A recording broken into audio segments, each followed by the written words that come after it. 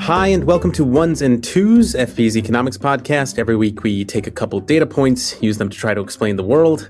I'm Cameron Abadi, FP's deputy editor, with you in Washington, D.C. at the headquarters of Foreign Policy. With us, as always, is Adam Tooze, FP's economics columnist and Columbia University professor. He is in New York. Hi, Adam. Hi, Cam. So, one data point for you all today. But first, actually, a quick announcement, which is that we have some exciting news for our listeners in Washington, D.C. or the surrounding area. We will be coming to do a live show at the 6th and I venue on September 17th. We've done one event in D.C. before. It was a lot of fun. We decided to come back. It should be a lot of fun again. So get your tickets now. They are already on sale at 6th and I. Go ahead and find the link to those tickets in today's show notes. Check it out. We'll both be there. Should be a lot of fun. And get the tickets soon. Okay, so that data point I mentioned, that is 180, which is the number of days that are left in Joe Biden's presidency. Biden, of course, relinquished his re-election bid after extraordinary political pressure from within his own party. He then made way for Kamala Harris to assume the Democratic nomination. And at the same time, that initiated a debate about the legacy of Biden himself. Difficult decision not to seek re-election. He'll be wrapping up an almost unparalleled career that has spanned more than 5 decades in Washington as a senator, vice president, and now president. Biden's decision to drop his bid for re-election, a stunning and abrupt end to a 5-decade-long political career. The president stepping aside under immense pressure from fellow Democrats. Biden claims he was an extraordinarily consequential president. Others disagree with that assessment. So we thought we'd get a jump start on the historical conversation about Biden's economic record. So, Adam, I thought it might make sense to start chronologically here. Biden assumed office still in the middle of the pandemic, and the United States did seem to come out of the pandemic relatively stronger than other Western countries. Obviously, global comparison is a different one, but in terms of other Western countries, the U.S. seems to have done well. And I'm curious, is that due to Biden's pandemic recovery policies that he put into effect after taking office? I mean, the US has done well by any standard. It's practically the only country which is now ahead of where you would have expected it to be on the pre-COVID trend. And that's true for literally any country in the world. I think it's way ahead of low-income and developing countries. It's ahead of China by that measure. China's growing faster still, but China's growth rate has slumped more. So the United States is, I think, the sole large economy anyway, where the current growth rate is higher than you would have anticipated before the COVID shock. Essentially, what's happened is that the US has returned to its pre-2008 trend of growth because there was this very, very protracted, very slow recovery after 2008, which speeded up somewhat under Trump with the huge tax giveaways in 2017. And then COVID struck and the American economy rebounded really spectacularly. So US GDP is now at least 10% above its 2019 level. It's on the 2% growth trend that goes all the way back to the period before 2008. Europe, by comparison, is only 5% above its 2019 level, and growth is lackluster. So how's this happened? Well, the US economy was more dynamic than Japan or Europe before the shock. So that's one element here. Europe was also much more badly hit by Russia's attack on Ukraine, which was a huge terms of trade shock for Europe. In other words, the price of everything that Europe imported, notably energy, went up very dramatically. So it's a bit like a kind of 1970s oil crisis type shock. That hit some people in the United States as well, but because the US is now the world's largest oil producer ever, the energy price shock actually on net probably benefited the US economy. In certain regions of the United States, it benefited spectacularly. So those are all sort of background factors. But yes, I think it's hard to argue with the fact that policy really has made a difference. And the bit that matters here is probably the bit of so-called Biden economics or Bidenomics that they actually no longer like to talk about, because what they like to talk about is all the targeted industrial policy, the climate stuff, the chips and so on. And those matter in some way to growth, but they're pretty small scale by comparison with the size of the US economy, which is well over $20 trillion. The bit that matters is the American Rescue Plan that was passed within weeks of Biden taking office in the midst of, exactly as you were quite rightly reminding us, Cam, what was a kind of nightmarish situation of chaos inherited from 2020. The good news that was coming down the pike, of course, was the vaccines, which were rolled out very rapidly. But on top of that, then the Biden administration delivered this $1.9 trillion stimulus that was signed into law on March the 11th. In fact, in general, it's important to say it was Congress and it was the Democratic majority in Congress which really drove this. But of course, it had a green light from the Biden administration. And the American Rescue Plan Act is, in America's history to date, probably the most generous and most socially equitable congressional spending plan ever passed. I mean, it was a very large package of subsidies and support for folks earning less than $75,000 a year. It provided huge and generous support to state and local government. It provided very large-scale support to the American school system. It included $300 billion for an extended unemployment benefit scheme. It provided child tax credit extension, which contributed to a halving temporarily of child poverty in the United States. I mean, this really was an American welfare state in action on the large scale. It was a Band-Aid because it wasn't permanent and it wasn't structural change. This is not like, Obama's effort to pass the Affordable Care Act, which is a health insurance system. But it was gigantic, and it came at a crucial moment of both political and economic disorientation, and it worked. And they don't talk about it now because, of course, it then became associated, thanks to the criticism, not just from the Republicans, but from within the Democrats' own ranks, from Larry Summers, notably the former Treasury Secretary under Clinton and big-time economic commentator, advisor to Obama. This package became associated with the subsequent surge in prices that then unleashed the inflation fear. But if you're asking, what differentiates the US from Europe, it's this giant fiscal stimulus that came in 2021 and really pushed the economy, the US economy, into a very rapid recovery. It was necessary in part because the shock of 2020 had been so severe in the US. The unemployment level was shocking by the end of 2020. But credit where credit is due. I say this with some feeling because this is the bit of Biden economics program which those of us who were digesting the experience of the Obama administration over the previous years, pushed for, and in some sense, I think we were heard, and this is what Congress delivered, and it seems to have made a difference. And yeah, as you did mention, that policy did become associated with the problem of inflation. And that's more true generally of Biden's presidency. I mean, obviously, we'll see how it shakes out, but Biden has become associated with these elevated levels of inflation during his presidency. And I guess I'm curious whether, looking back, we would say or should say that Biden struggled with inflation, or did he handle it about as well as could be expected? Obviously, this is a problem that wasn't just true in the United States, it was true elsewhere in the world. Are there examples of leaders elsewhere in the world who handled inflation any better than Biden did? Yeah, so this is, I think, the principal accusation of the Obama-Clinton team within the Democrat Party's own ranks. And it's at the Republican National Convention, inflation was mentioned, every minute practically for the entire time. So they've discovered this, their political advisors have discovered this as really the big stick, I think, to beat the Biden administration with. And there's no doubt that there was an aggregate demand component. In other words, that stimulus effort in 2021 contributed to America's price rises. But I think we have to bear in mind the calculus here, which is that every policy has risks. And in 2021, I don't think there's any question that both on the fiscal, that is the tax and spend, and on the monetary policy side, that's the interest rate decision making by the Fed, the policymakers decided to take the risk of overheating the economy because there was another risk, which is that the economy did not recover or returned to a state of slump. And there was a calculation of risk there in which they took the decision to take the risk of some degree of overheating.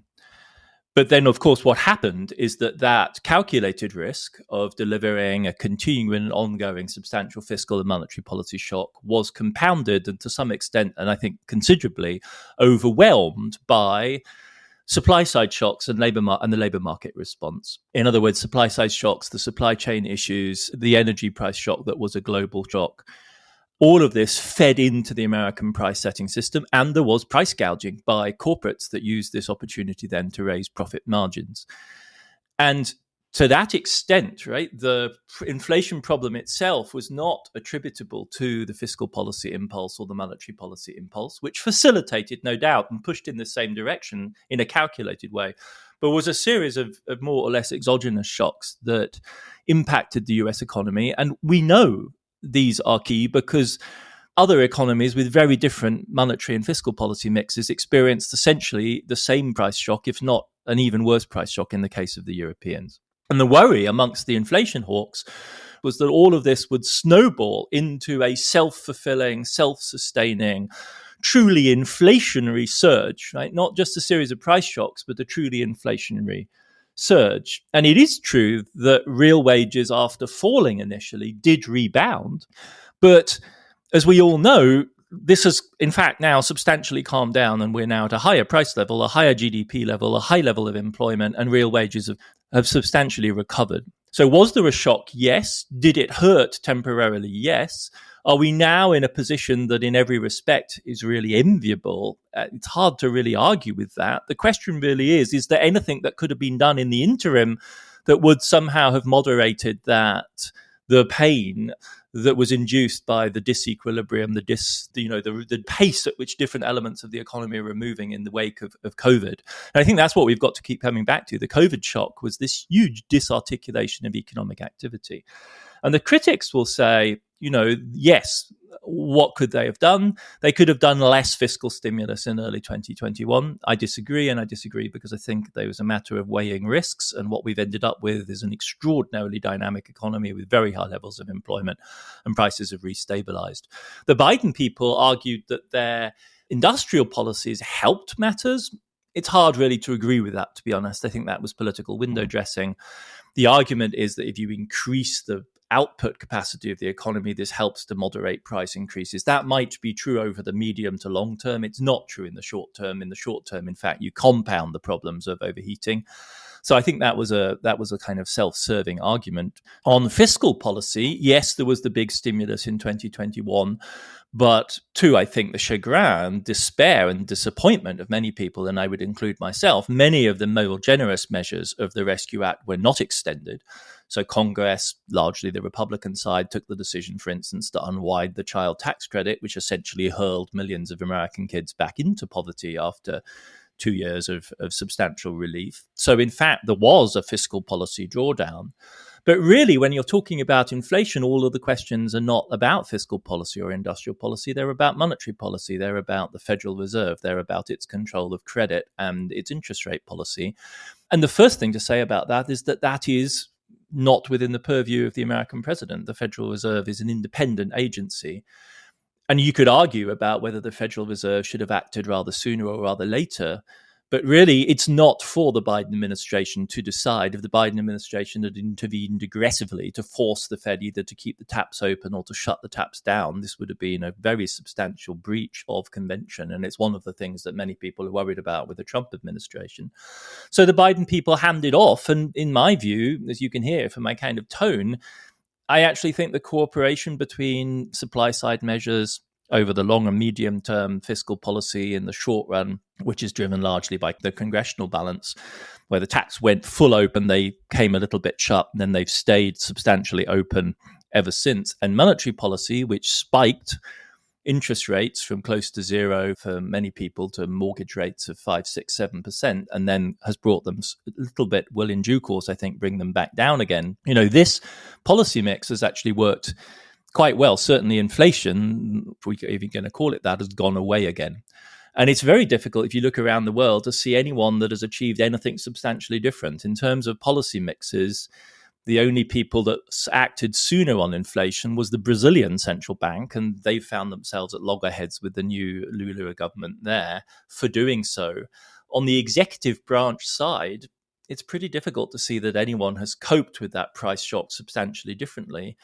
And that's because it was a price shock that came out of COVID and then the war, and there wasn't really that much any executive branch actors could do to contain it.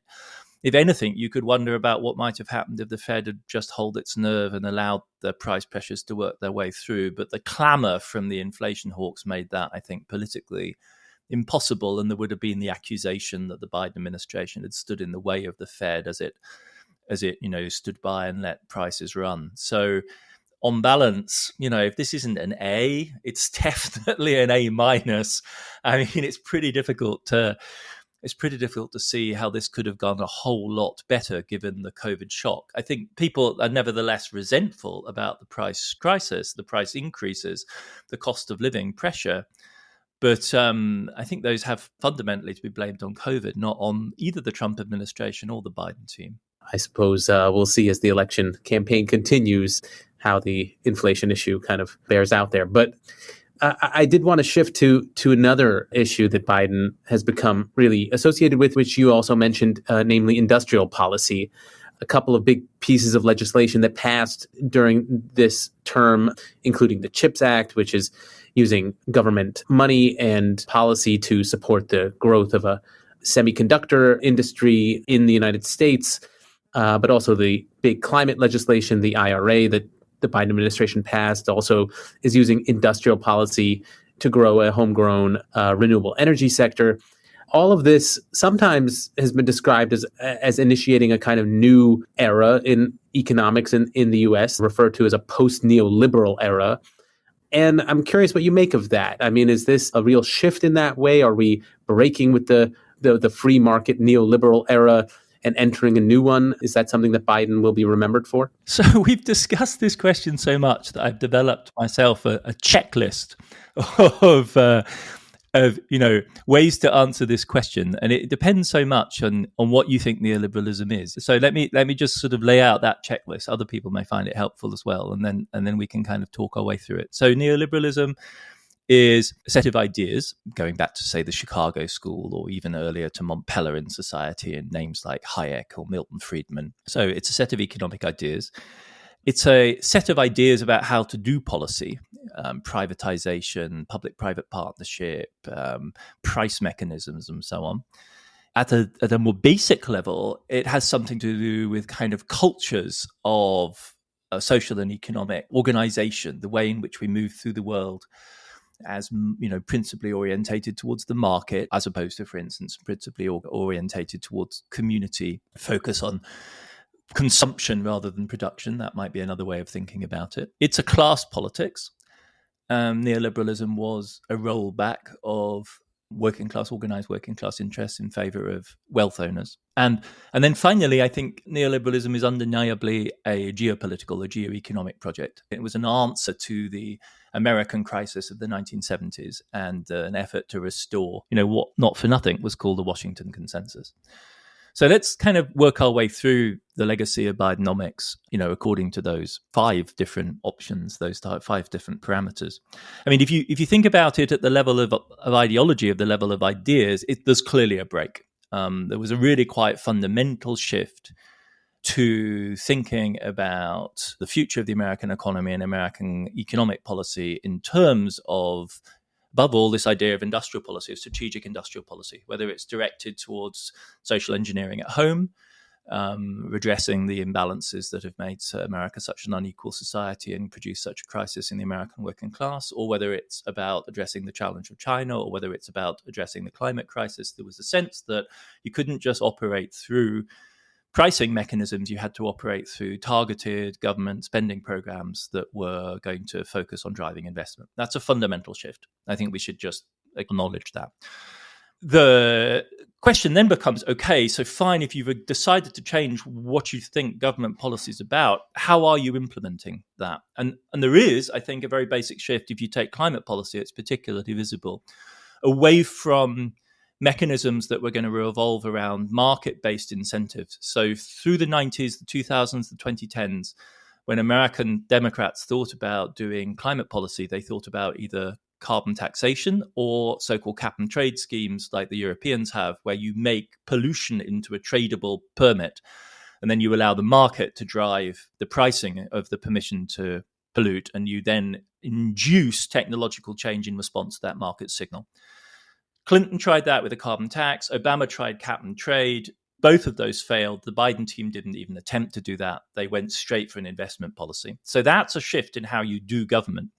But when you actually look at then how you do your investment policy, the story begins to tip a little bit, because the way in which they structured things like the Inflation Reduction Act is essentially as various types of public subsidy to private investment.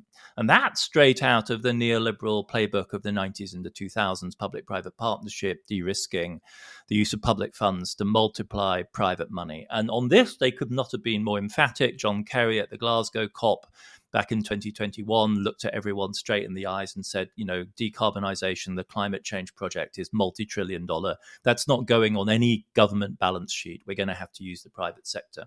So there you have a rather different story, a kind of new set of policies being pursued with a neoliberal set of tools. When you ask about subjectivities and, the sort of idea of America that the Biden administration has promoted, I think it's more a matter of change, really. I think this administration has been remarkable. It, to a degree, treads in the footsteps of Donald Trump, but it has promoted quite directly a notion that what Americans call middle-class Americans and what the Europeans would call working-class Americans are the core of American society, of the American polity. And the administration has pushed an extraordinarily strong emphasis on production, on producers, as the core of their thinking about economic policy. You rarely ever hear them mention the consumer as the key basis for thinking about, the optimization of policy. And this is really quite a fundamental shift. I think the question, though, is whether this shift is post-neoliberal, as I think we can say about industrial policy to an extent, or whether it's, in fact, something closer to pre-neoliberal, in that what Biden is really doing is taking, or what Biden economics really did, as Trump before them, the story was really quite nostalgic almost. It was a question of making America great again and making American middle class great again. And the vision that was offered of what that working class American is truly of the middle of the 20th century, not necessarily of the first decades of the 21st century. And this was an argument that was fought and in the end lost within the Democratic Party in the early stages of the Biden administration, because there was another vision pushed around Build Back Better and the Green New Deal that was really centered on what is the reality of modern American working class life, which is predominantly service sector work, on balance predominantly female and very, very diverse. So it wasn't this image of the white working class dude with a hard hat, bashing metal in a factory, which Biden is so attached to. It was this vision of the diverse service sector working class that really was taken off the table in the congressional bargaining of 2021-22. And so I think there was an opportunity to move into a post-neoliberal mode, but it was one that's essentially abandoned for a pre-neoliberal conception of what American society should be rooted on. And I think you can say the same thing in spades, in bright neon letters for the final point, which is, if neoliberalism was a politics of American leadership, or if the underlying thread behind neoliberalism was the question of American leadership, then the Biden administration has, in a sense, doubled down on that, but in a way which is reminiscent less of the future, I think, than of a return to the glory days of Biden's youth, which is, the sort of halcyon days of Democratic Party global leadership in the good old 1960s. And I think that's really where Biden wanted to take us back to, and that's what Jake Sullivan, I think, is also to an extent promising. So I think there's this very strange kaleidoscope in American history right now of different political and historical epochs overlapping with each other, which is quite unlike, say, the mood in Europe in the current moment, and may finally give way to a shift. This is where the personal politics of age, I think, may in the end be quite consequential, because there is a new generation, both on the Democratic and the Republican side, that I think may move us out of this strange boomer time warp that we've been in. Yeah, one of the things you mentioned there is the overlap between the Biden and Trump agendas. I mean, obviously they are very different, but there is some broad overlap in terms of these shifts that you're pointing to. And it struck me that one of the areas where that overlap is clear is in the approach to China. One thing that the Biden administration has done is to really emphasize China as a geopolitical rival and to pursue policies that clarify that. And, the phrase decoupling has sort of entered the political rhetoric, even though it hasn't been pursued in quite such clear a way. But I'm curious generally how we should compare or contrast Biden and Trump's approaches to China. Do they have more in common or less than seems at first glance? I think the story is really one of intensification. Biden puts China alongside climate as his big historic challenge for American leadership. So there's a sort of formulation of a problem on an even larger historical scale. There's an escalation if you look at the doubling down on the campaign against Huawei and Chinese chip manufacturing capacity. There's an extension of the China containment, China confrontation strategy, and the extent to which the Biden administration has worked or tried to work and now increasingly is threatening notionally partners like the Dutch or the Japanese with various types of secondary pressure if they go on in any way supplying designated Chinese producers. There is a strategic development of the Trump era program in the sense that they've moved up and down the supply chain, and the Biden people, for instance, developed critical mineral treaties. We're looking to work with partners to ensure that what they call the lattice of relationships were built around China that were not simply a hub and spokes model. Philippines, for instance, working with the United States to combat China, or Japan working with the United States to contain, but something like the Quad or the network of relationships that the Biden administration has tried to build between Japan and South Korea so as to contain China. This is in part specifically to Trump-proof these structures against the moment at which the Biden people feared having to hand over to Trump. So in all of these different respects, it is a continuation, but a more sophisticated, more intense, more complex, more elaborate, more extended system of confrontation with China. No backing down on any substantial scale. And this did lead to an escalation of tension, which last year, over the winter really of 2022 to 2023, I think really reached an alarming scale of an intensity of escalation. If you think back to the stress around Pelosi's visit in Taiwan and then the balloon scare. I mean, by early 2023, people were really quite openly talking about the prospect of tensions escalating to war in 2025. And that, I think, is also new. That's quite a long way away from the mood that we were in under Trump. Hark back to, say, his recent interview with Bloomberg, where Trump was saying, I used to get along great with Xi. He was my friend, really respect the guy. Look how he maintains power in this giant country. And then COVID came along and kind of blew up our beautiful relationship. No, not even a hint of any language of that type from the Biden team. At various times, they've escalated as far as this autocracy-democracy distinction. They backpedaled from that. And I think that's the final thing I would say is that, yes, there is this intensification, and yes, there is this greater sophistication and purpose. And yes, we got as far, I think, as the first real war scare of the new Cold War era.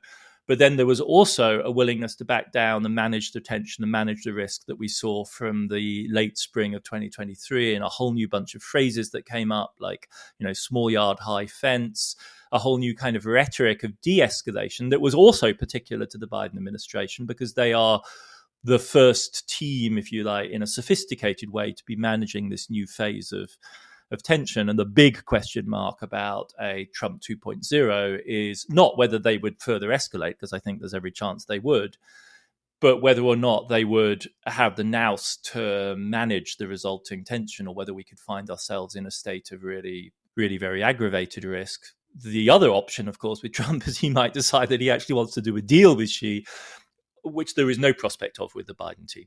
Okay, we're going to take a quick break here for now, but we'll be back in a second to continue talking about Joe Biden's economic legacy.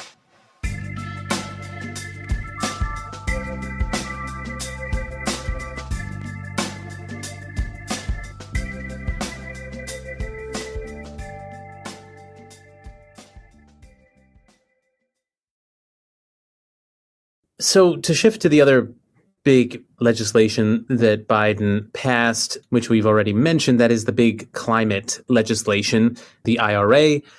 It's been a couple of years since that law was passed, and I wonder whether we could already look back at how it's gone so far and give some kind of assessment of how the law has done in terms of combating climate change. What is the kind of interim evaluation so far of that law? So the boosters of the Biden administration's climate policy, supporters of the Inflation Reduction Act, and just plain, optimistic American analysts of decarbonisation, broadly speaking, think we're on track with this legislation to get American emissions down by at least 30, perhaps more % by 2030. So it's a big step up. And if you look at American investment on every axis of renewable energy investment, it has stepped up by cumulatively hundreds of billions of dollars. So something very dramatic has happened in the renewable energy space over the last couple of years. There's no question about that.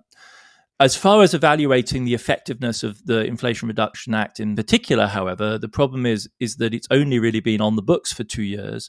And since it isn't really so much a spending program or a government investment program as a set of very well-funded and generous inducements to private sector investment, it takes time for that to really gather pace, and your estimates of where we might be by 2030 depend on your assumptions about elasticities of the investment response to a certain sort of inducement.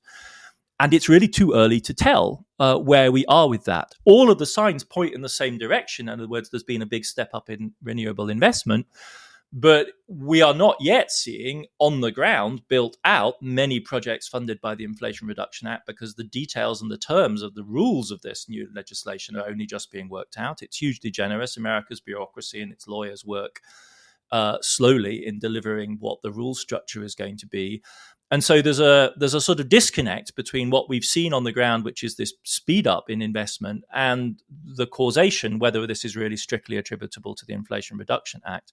What we also know, and what further complicates this, is that it's hard to imagine a world in which this step up in renewable energy investment would not have happened in the US. Why?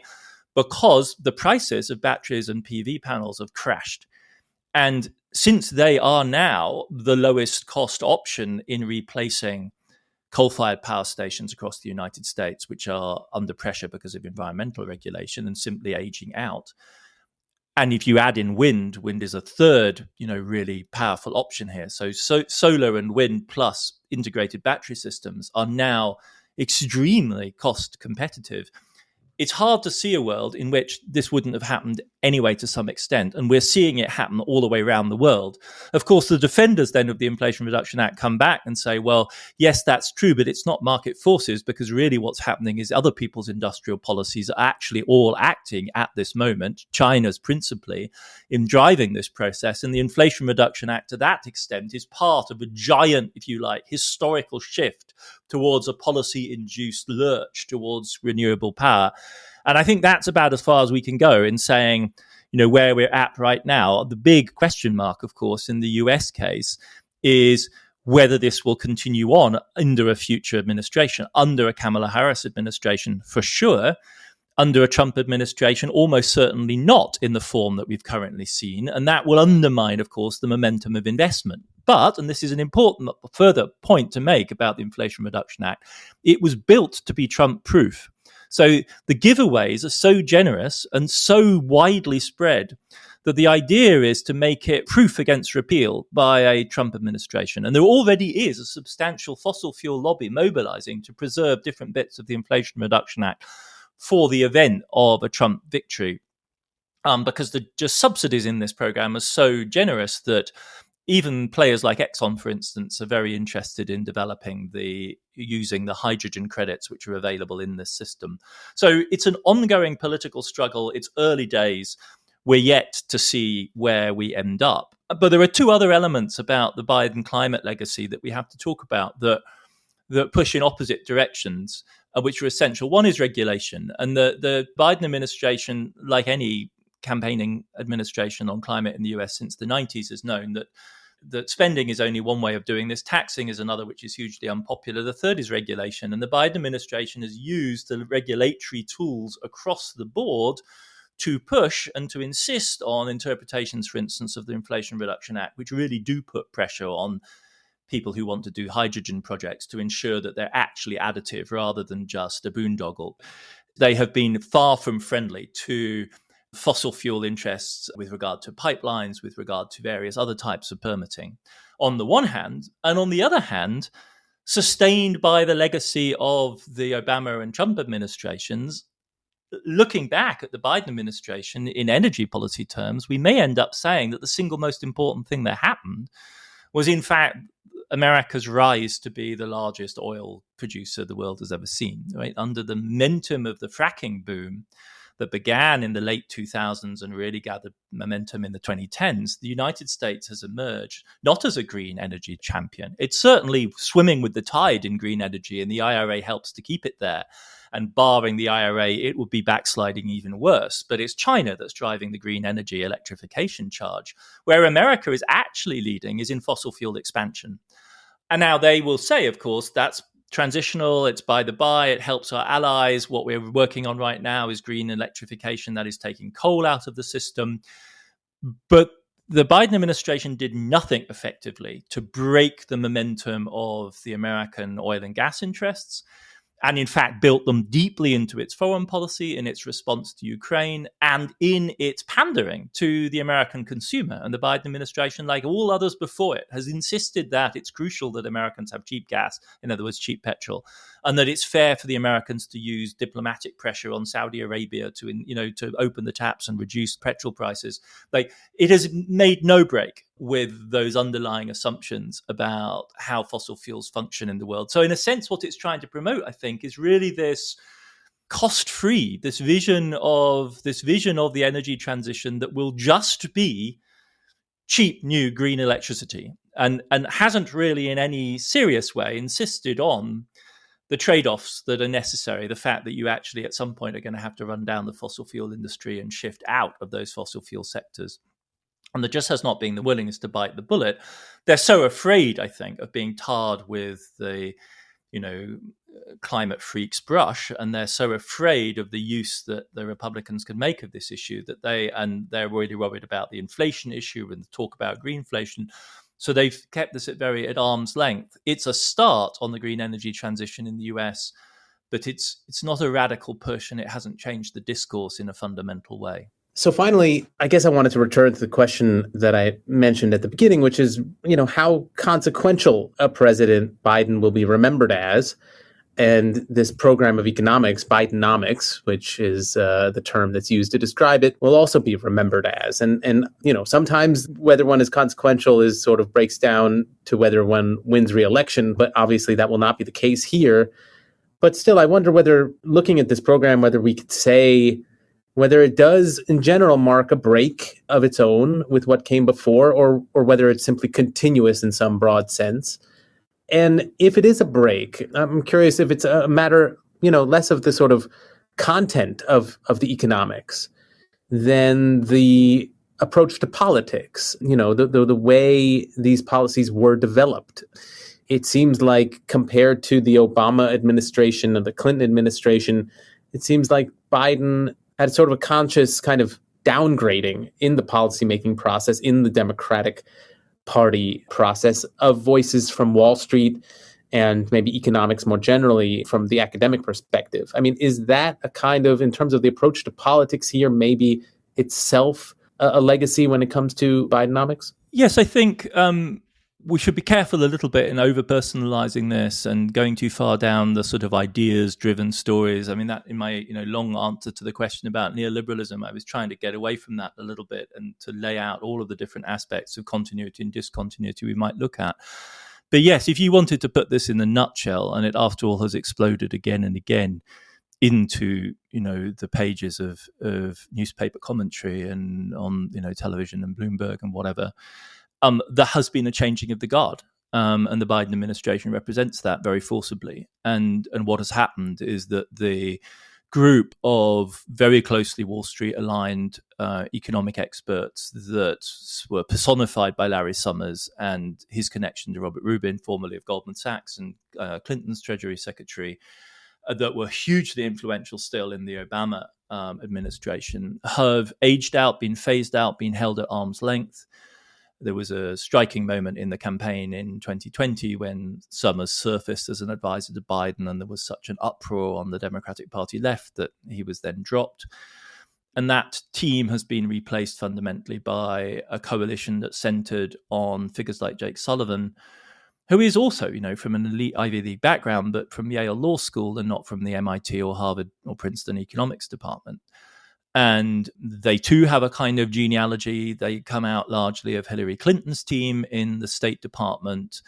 And I think if it hadn't been for the freak Trump election victory of 2016, they would have inherited the mantle in a more organic fashion. But because of that epic defeat, there was a huge reshuffling in Democratic Party elites, a profound self-examination as to whether or not they really understood the direction of both global development and America's domestic development, and a quite self-conscious effort to shift away from the interpretation offered by the likes of Larry Summers back to the 1990s to craft this new vision in which, yes, a very different figure of the president emerged. I mean, we spoke about it. Biden, the first president to walk on a picket line. That is a very different vision of the role of the president and that president's relationship to American society than his predecessors.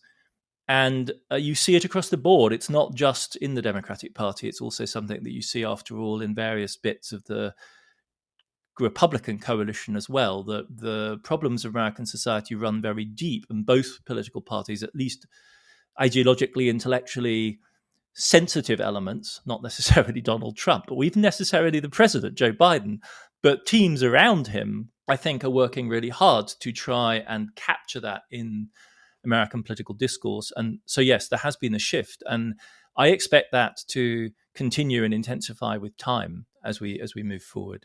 Yeah, I suppose we will soon see how Kamala Harris assembles the team around her, and to what extent that is continuous with what Biden has already established in his administration.